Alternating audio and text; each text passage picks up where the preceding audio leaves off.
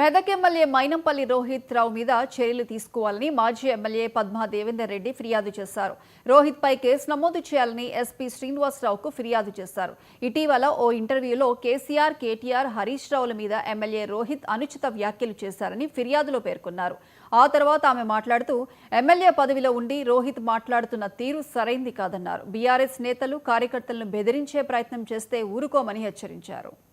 లేదు కేసీఆర్ గురించి కానీ కేటీఆర్ గురించి కానీ మా నాయకుల గురించి ఒక్క మాట మాట్లాడినా సహించేది లేదని కూడా ఎమ్మెల్యే గారికి హెచ్చరికలు జారీ చేస్తూ ఉన్నాం. ఇది ఒక ప్రజాస్వామ్యంలో మీరు మాట్లాడేటానికి హక్కు ఉన్నప్పుడు మాకు కూడా మాట్లాడే హక్కు ఉంటుంది. మీరు మాట్లాడడం తగ్గించండి, మీరు మాట్లాడడం మర్యాదగా మాట్లాడండి. మీరు మర్యాదగా మాట్లాడితే మేము కూడా మర్యాదగా సమాధానం చెప్తాం. కానీ మీరు అనుచిత వ్యాఖ్యలు చేస్తే దానికి రెట్టింపు అనుచిత వ్యాఖ్యలు చేసే విధంగా మా నాయకులు తయారైనారు. మీరు బెదిరిస్తే భయభ్రాంతులకు గురయ్యేటోళ్ళు ఎవరు కూడా లేరు.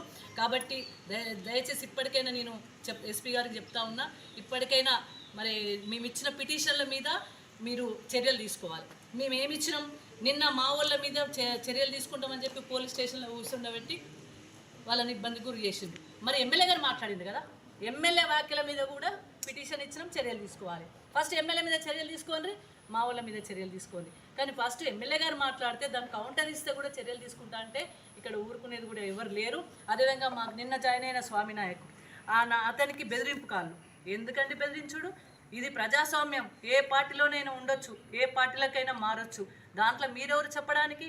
మీరు పోలీసు వాళ్ళని పంపించి రాజ్యాంగం మీద నమ్మకం